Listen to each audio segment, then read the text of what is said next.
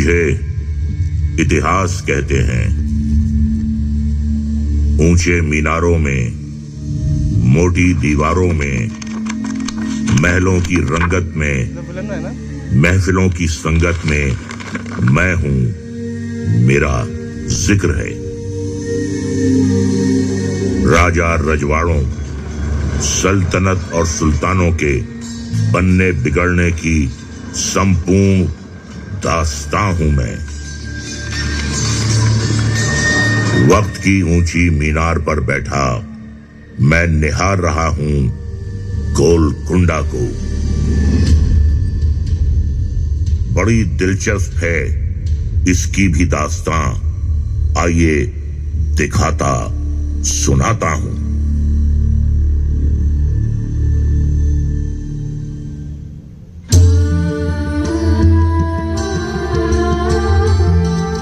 गोलकोंडा नाम दिलचस्प है और इतिहास तो और भी ज्यादा।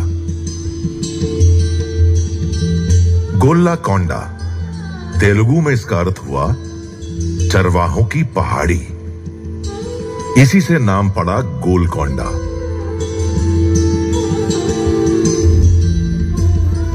पास में एक पुरानी बस्ती थी, नाम था मंगलावरम।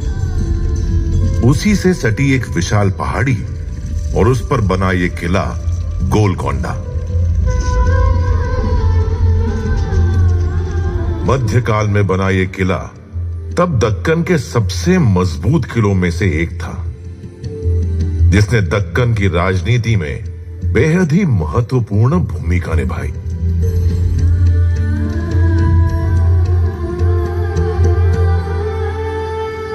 सदी 12वीं थी। आज का तेलंगाना तब तेलिंग कहलाता था, जिसकी राजधानी थी ओरुगालू। शासक थे काकतीय राजा। गोलकोंडा तब उन्हीं काकतीय राजाओं के अधीन आता था। काकतीय यहां के मूल हिंदू शासक थे और अपने समय में बेहद शक्तिशाली थे।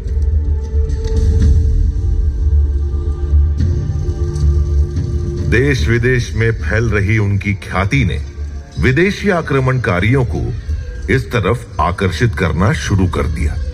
ऐसे में अपने साम्राज्य की रक्षा के लिए काकतीय राजा प्रताप रुद्र ने एक बड़ा फैसला किया।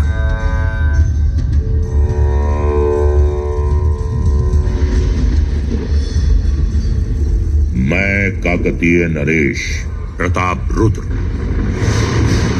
गोलकुंडा दुर्ग को और सुदृढ़ करने का आदेश देता हूं।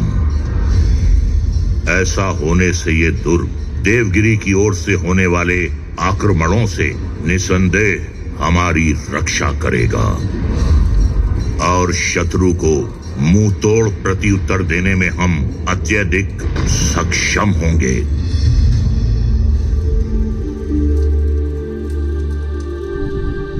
जंग से बड़ी है जंग की तैयारी, जो तैयार नहीं वो नुकसान उठाते हैं भारी।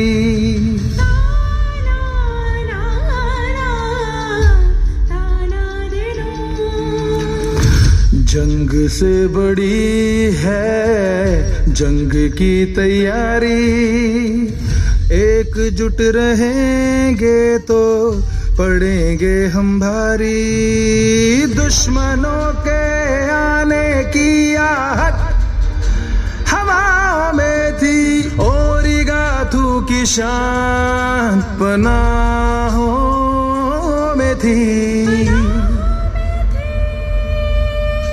राजा ने किया एक फरमान जारी, गोलकोंडा बनेगा और दुर्गम और भारी।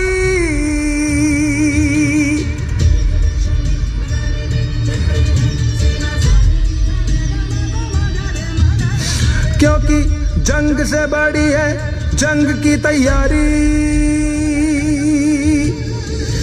जंग से बड़ी है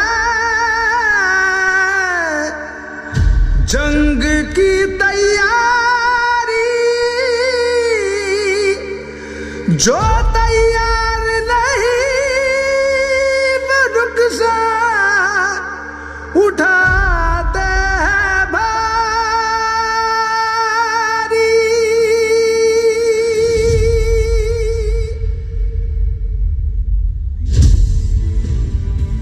काकतीय राजाओं ने संपूर्ण पराक्रम और वीरता के साथ लड़ते हुए दशकों तक गोलकोंडा सहित वारंगल की रक्षा की। काकतीय साम्राज्य की समाप्ति के बाद मुसुनुरी प्रोलया नायक जैसे बहादुर स्थानीय शासकों ने भी पूरे पराक्रम से लड़ते हुए अपने राज्य से आक्रमणकारियों को खदेड़ दिया। लेकिन आखिरकार वारंगल के सुरक्षा चक्र में सेंध लग गई।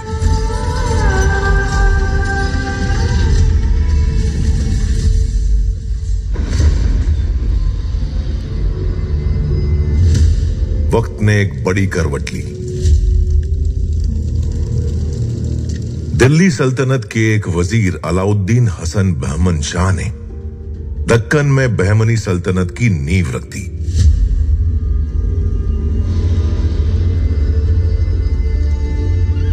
बहमन शाह वारंगल फतह करने का ख्वाब लेकर गोलकुंडा की ओर कूच कर गया।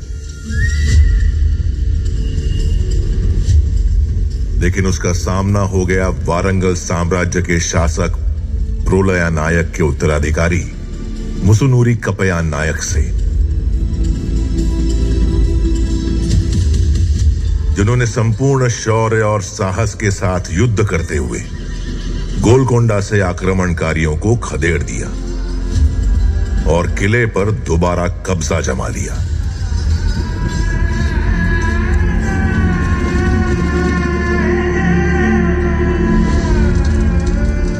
सिर्फ 2 दशक ही बीते थे।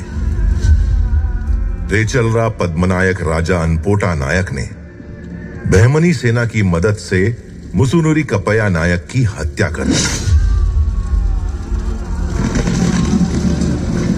और उसके बाद बहमनी सुल्तान महमूद शाह ने गोलकोंडा के साथ साथ वारंगल पर भी कब्जा कर लिया और इस तरह वारंगल और गोलकोंडा पर हिंदू राजाओं के प्रभुत्व का अंत हो गया।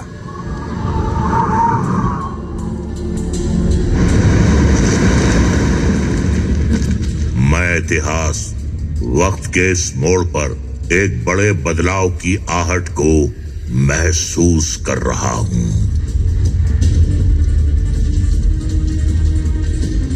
14वें बहमनी सुल्तान महमूद शाह के दरबार में दूर देश पर्शिया यानी ईरान के हमदान शहर से कुली कुतुब शाह का आगमन होता है।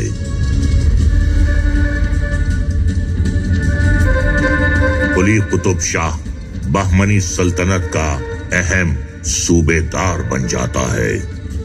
काबिलियत ऐसी कि 7 साल में ही उसे वारंगल का कुतुब उल मुल्क यानी गवर्नर बना दिया जाता है। गोलकुंडा की जागीर सौंप दी जाती है।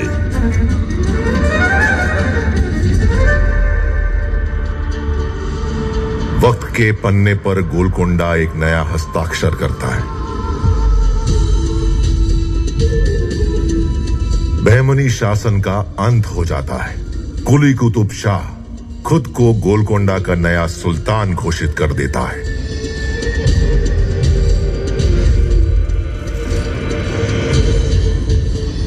मैं कुली कुतुब शाह खुद को सूबाए तेलंगाना का सुल्तान घोषित करता हूं। सल्तनत अब से कुतुब शाही सल्तनत के नाम से जानी जाएगी। विलाय गोलकुंडा सल्तनत की दारुल हुकूमत होगी।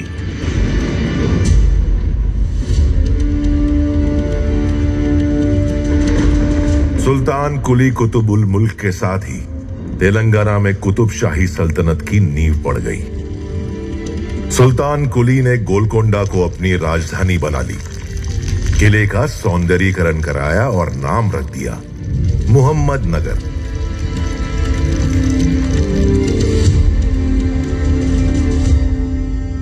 कुतुबशाही सुल्तानों ने योजनाबद्ध तरीके से किले में कई महल, बाग, मस्जिद और सार्वजनिक उपयोग की कई इमारतें बनवाई।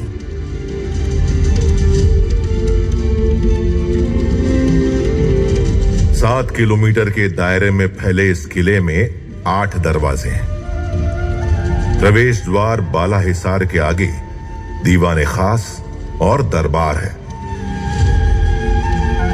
उसके बाद सुल्तान का निवास और रानी का महल है।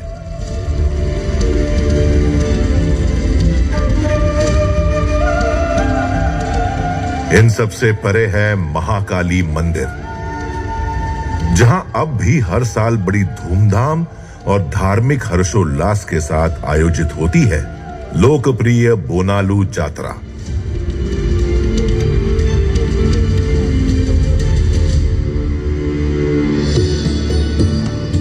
सुल्तान कुली के बाद उनके तीसरे बेटे जमशेद कुली कुतुब शाह सुल्तान बन बैठे। बड़े भाई जमशेद कुली के साथ चले लंबे संघर्ष के कारण छोटे भाई इब्राहिम कुली को गोलकोंडा छोड़कर मजबूरन विजयनगर साम्राज्य में राम राय के अधीन शरण लेनी पड़ी। शासन के 7 साल ही हुए थे कि जमशेद कुली की मौत हो गई।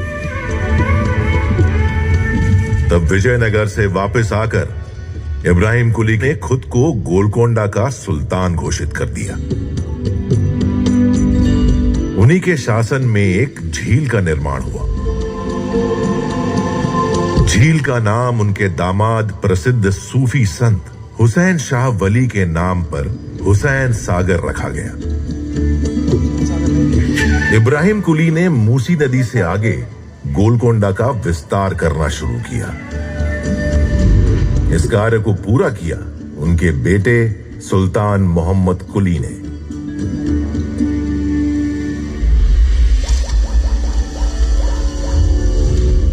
फारसी और दक्कनी साहित्य के अलावा तेलुगु भाषा से भी सुल्तान इब्राहिम का गहरा लगाव था।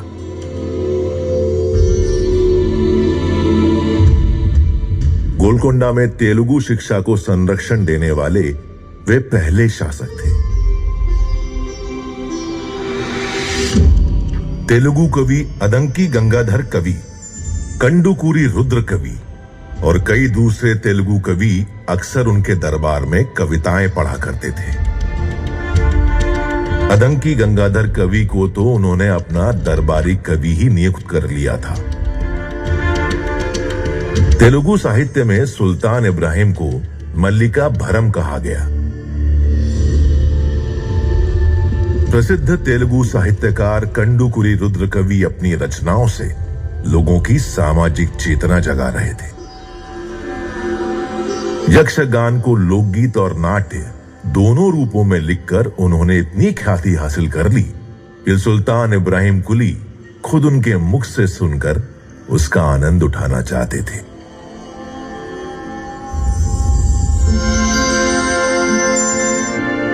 इब्राहिम कुली कुतुब शाह के पुत्र हुए मोहम्मद कुली। किशोरावस्था में ही मोहम्मद कुली की मुलाकात हुई मूसी नदी के उस पार चिचलम गांव की भागमती से। दोनों का प्रेम परवान चढ़ने लगा।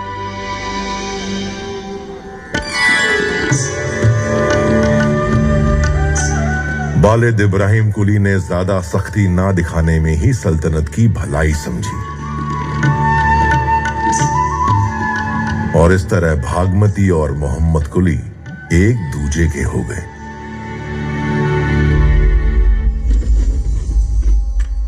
इब्राहिम कुली कुतुब शाह का इंतकाल हो गया।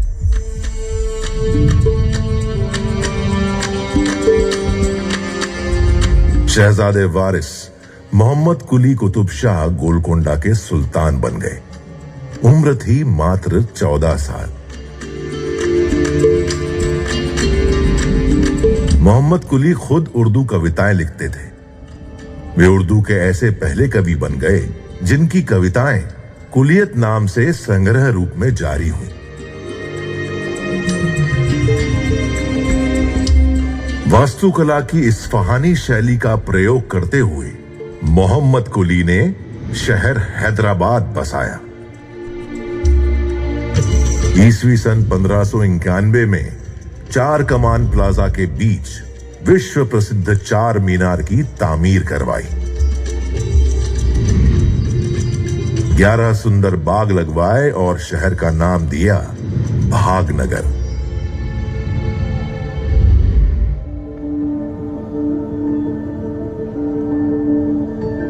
गजब की रोशनी है ये, किधर से आ रही है ये?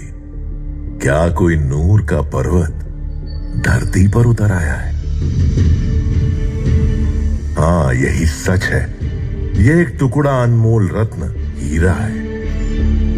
नूर इसका ऐसा विस्मयकारी कि नाम ही पड़ गया कोहिनूर, यानी रोशनी का पर्वत। चश्मे बदूर अल्लाह का नूर, शामिल उसमें ज़रूर है।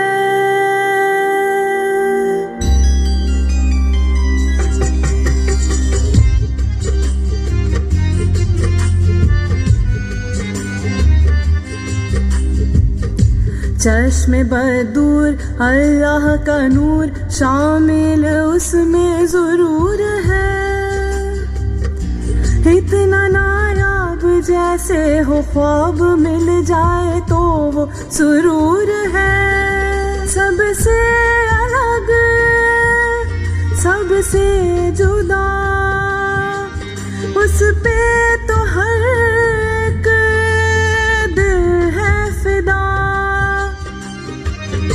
दुनिया जहां जिस पे कुर्बान शाने हिंदुस्तान, कोहिनूर है।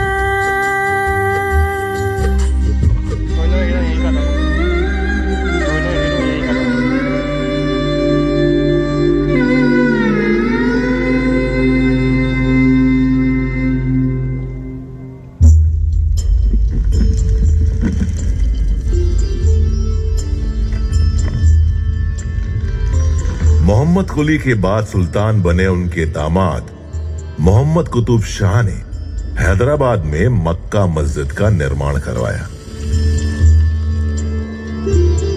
मोहम्मद कुतुब शाह और उनकी पत्नी हयात बख्शी बेगम के बेटे सुल्तान अब्दुल्ला कुतुब शाह के राज में तेलुगु राज्य का विस्तार उत्तर में गंजम से लेकर दक्षिण में चेन्नई तक हो गया।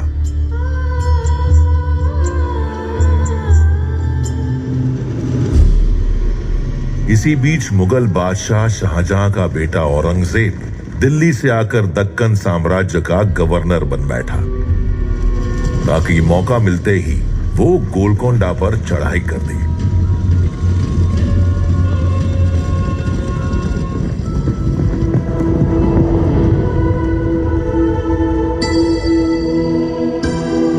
बल से हारे औरंगजेब ने छल का सहारा लिया।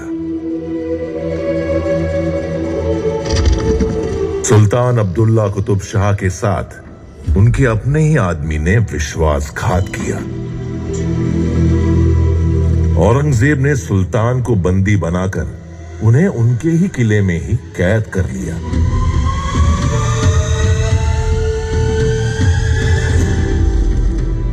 एक रणनीति के तहत अब्दुल्ला कुतुब शाह की मां हयात बख्शी बेगम ने औरंगजेब के सामने एक संधि का प्रस्ताव रखा।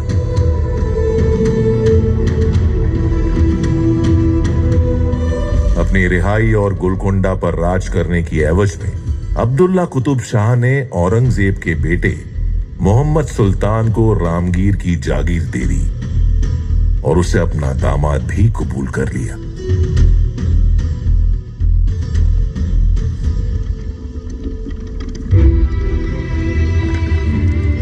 अब्दुल्ला कुतुब शाह के इंतकाल के बाद गोलकोंडा के नए सुल्तान के तौर पर तानाशाह के नाम से प्रसिद्ध उनके दामाद अबुल हसन की ताजपोशी हुई।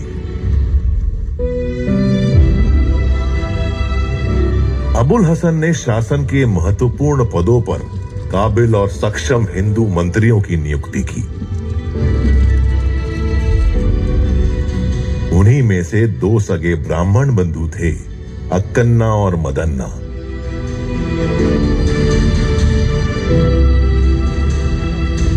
अबुल हसन के राज में मराठा अधिपति छत्रपति शिवाजी महाराज ने 2 बार गोलकोंडा का दौरा किया। पहले सन 1672 में, फिर सन 1677 में।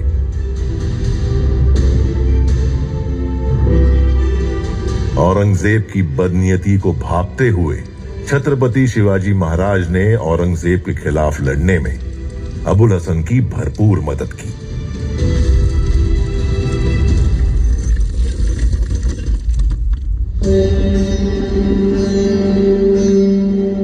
सुल्तान अबुल हसन ने अपनी प्रजा से सीधा संवाद बनाना शुरू कर दिया।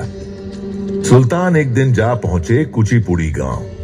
गांव वालों ने अपना पारंपरिक नृत्य पेश कर उनका स्वागत किया। सुल्तान खुश हुए और उन्होंने इस नृत्य का नाम रख दिया कुचिपुड़ी नृत्य।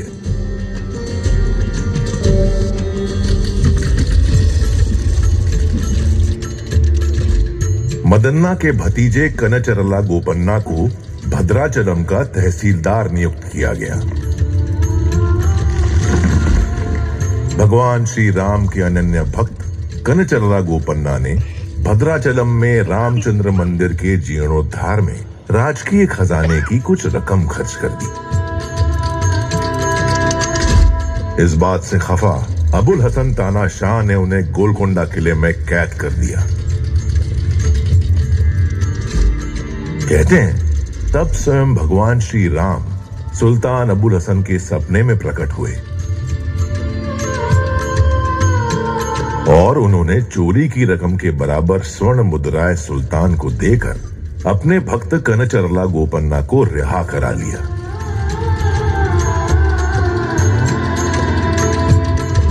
तब से कनचरला गोपन्ना भक्त रामदासू के नाम से प्रसिद्ध हो गए। राम भक्ति की ये अद्वितीय कथा आज भी यहां जनमानस में बसी हुई है। रामदासू कीर्तन के नाम से प्रसिद्ध उनके भक्ति गीत कर्नाटक संगीत का महत्वपूर्ण हिस्सा बन गए।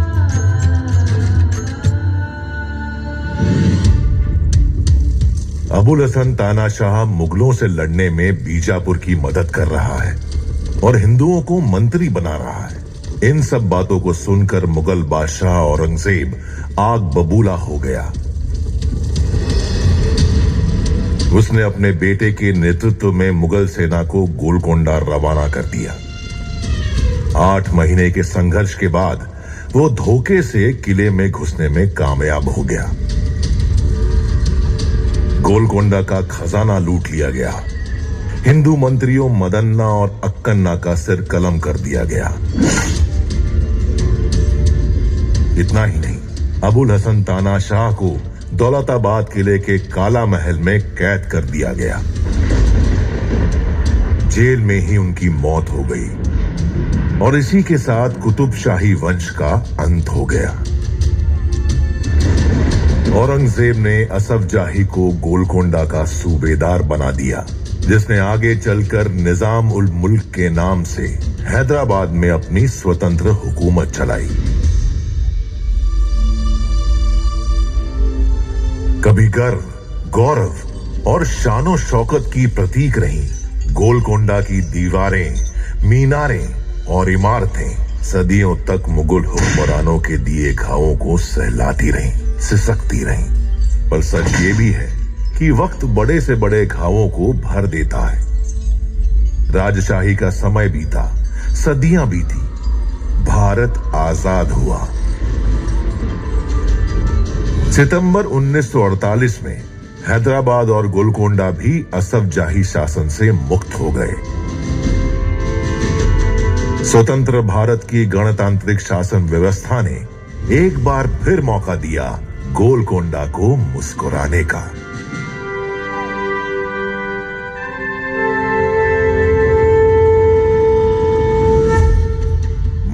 इतिहास वक्त के ऊंचे मीनार पर बैठा निहार रहा हूं गोलकुंडा को। अतीत के पन्नों में झांकते हुए एक बार फिर मुस्कुरा उठा है गोलकुंडा। गोलकुंडा जहां वक्त की रेशमी तह पर पिस्सों के मोती गढ़े गए हैं। गोलकुंडा जिसे इंतजार है सूरज की पहली चमकती किरणों का, जो उतरेंगी ग्रेनाइट पहाड़ियों पर और चमक उठेगा पिला गोलकुंडा।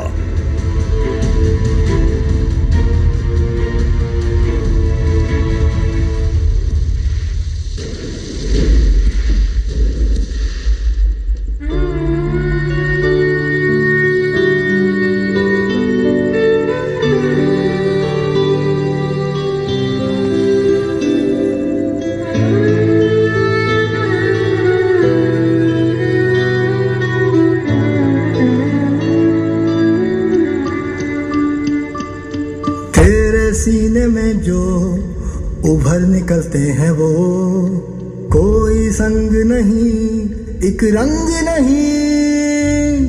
तेरे सीने में जो उभर निकलते हैं वो कोई संग नहीं, एक रंग नहीं।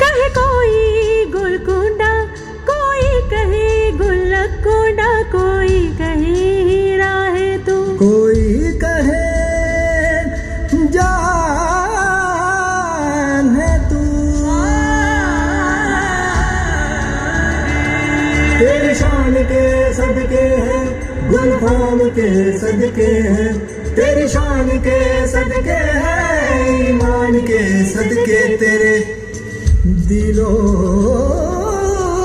जान ये सदके हैं। दरिया ये नूर तुझसे है, कोहिनूर तुझसे है, दिल ए फितूर तुझसे है, साही ये नूर तुझसे है। सतरंगी है वो, मदरंगी है वो, सतरंगी है वो, मदरंगी है वो। भारत की शान गोलकुंडा, भारत की जान गोलकुंडा।